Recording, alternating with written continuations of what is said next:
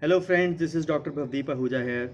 So in my continuation of the short video series, this is video number 13. So in this video, I'll be starting with discussion on the bank mandate form. We all know when we say enroll for a SIP, or maybe we have to undergo recurrent transactions, you can't issue a check repeatedly. It'll be a cumbersome process and you will be tired of issuing the checks again and again. Sometimes the checkbook is lost in the house or the office itself. Of course not forever, but then sometimes the check leaves would be over, and now with the most of the banks coming up with charges for additional check leaves as well, so it will become a very tedious process. So what is the solution? The best solution is to automate the process via the ECS mode. So the ECS mode actually makes sure that the installment is debited itself as per the date you have set. ECS stands for Electronic Clearing System. In this, you issue a bank mandate that yes, this much amount should be debited by your fund house, by your AMC, by whatever the mode you have chosen to withdraw the funds in the favor of the AMC or the fund house. So this is a process your IFA or your intermediary will get a signature from you on a bank mandate form and then apply to the bank, and by that way the ECS would be started. You can anytime stop your bank mandate. Usually for a SIP a minimum of 5 to 6 installments are required, and unless it is a lock-in, you can stop your SIP after those 5 or 6 installments. Another thing is that whenever you are doing the same thing online, and maybe you apply for you already have a KYC done, you have been investing, but you now want to invest in the direct mode. As I've told you earlier also, the direct mode has lesser of expenses, the lesser of the TER, the total expense ratio. So it is a wise proposition to actually go in with the direct funds. Obviously the pricing or the NAV is higher as well. So what you do is you apply for the fund on the company's website. For example, in Axis Mutual Fund, axismf.com. So you go to the website, create a folio, or you can invest in the similar in the same folio if it is the same fund, as I detailed you in an earlier video about the folio number. So what you can do is you can apply for that. You can set the SIP whatever amount to do it. Once that is created, you will get a unique reference number or the URN code.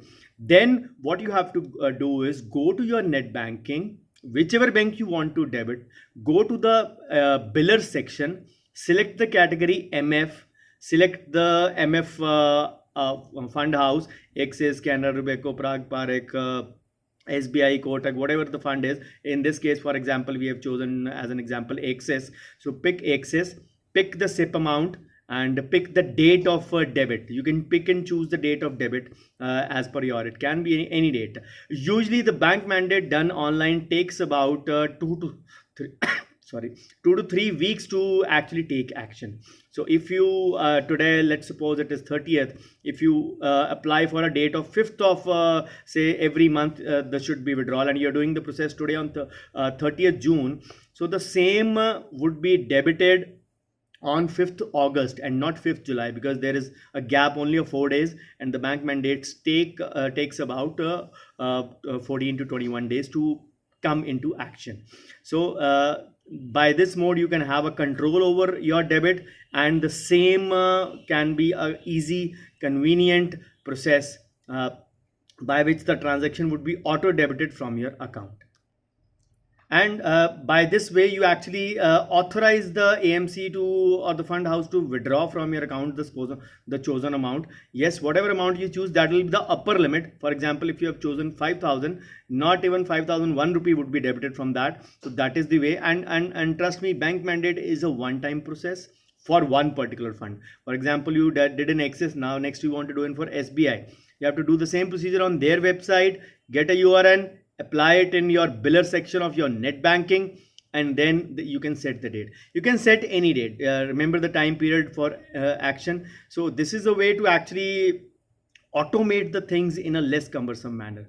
As they say, life is already very complex, try to make things easy. So automation of SIP is one of those processes rather than issuing checks every month. So authorize the debit mandate. So you can set the date of your choice as well.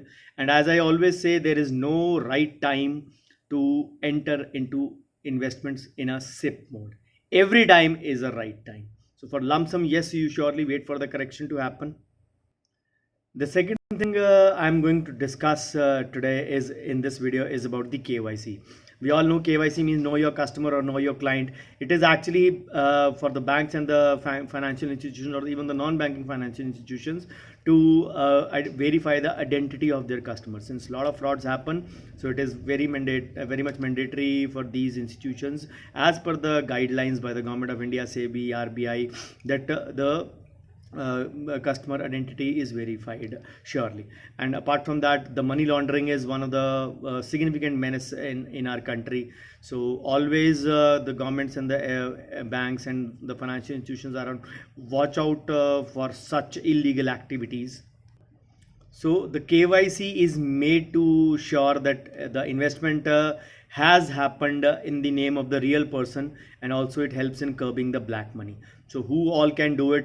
The KYC registration agencies who are actually registered with the SEBI, they are also known as the KYC registration agencies or KRAs. So the KRAs are authorized to carry out the registration process, the KYC process, and there are many like CAMS, Computer Age Management Services, NSE, the National Stock Exchange of India, and KDMS, Kainak Direct Marketing Solution. There are few agencies that many investors must be knowing. So usually it is to bring in uniformity in all the process that you do. So you can also go to the official website of CDSL Ventures. I told you about that, cvlkra.com, and you can check whether your PAN or Aadhaar is, or even mostly the PAN is the central nodal agency for that. So the PAN is whether KYC compliant or not. So usually two things are required only: the identity proof and the address proof. And the PAN and the Aadhaar fit the bill perfectly for that. PAN is required so that you actually don't skip the news of the income tax authorities as well. So there are a lot of ways where you can do the KYC. The offline procedures: just fill in the KYC form and give it to the physical copy along with maybe attested copies of the ID proof, and take your original, because they will need to verify that with the original. The second way usually is the online based or the Aadhaar based biometric. If you have an Aadhaar card, because every Indian now has it usually, so you can opt for Aadhaar based KYC. You can go your process, go through your biometric, go through your fingerprint, go through your iris scan, and that ways you can confirm your KYC identity. So once that is done, you become KYC compliant in 7 to 10 days time of the same. So once then sometimes if you have done the offline, or if you have done the online say submission of the documents, then what happens is the IPV of the KYC documents, in person verification. So this is again a new prerequisite for mutual fund investors. Your AMC will reevaluate your KYC info that you have submitted online via the proofs, via the IPV, because of the Money Laundering Act, the Prevention of Money Laundering Act, PMLA, which came into action in 2002, so, and was launched properly on July 2005. So this was actually made to sure that no one can use investment tools to park their ill-gained wealth. So you, as I always say, you can invest only in white in today's time and not in black. So make sure that if you have done online, the IPV is done as well. So the process of IPV is not difficult. You have to produce your original. You have to proceed with your original documents which you have submitted before, so that you can be escaped from that. You can submit the original documents, show them, so that the verification is done very easily. Nowadays the video KYC is also in vogue, so you can do at a pre-agreed time via Skype or via Zoom or whatever mode the bank guys are using. They usually are preferring WebEx also. So So once your KYC is updated, every of the say AMC or all the intermediaries can access your details, and that eliminates the need for multiple verifications and data duplication. That can happen sometime. So one nodal agency will do it, and the same is applicable to everyone. So thank you so much for watching this video. If you like this video, please do like, share, and comment. And I shall be back in less than an hour with another video. Thank you so much. Take care. Bye bye.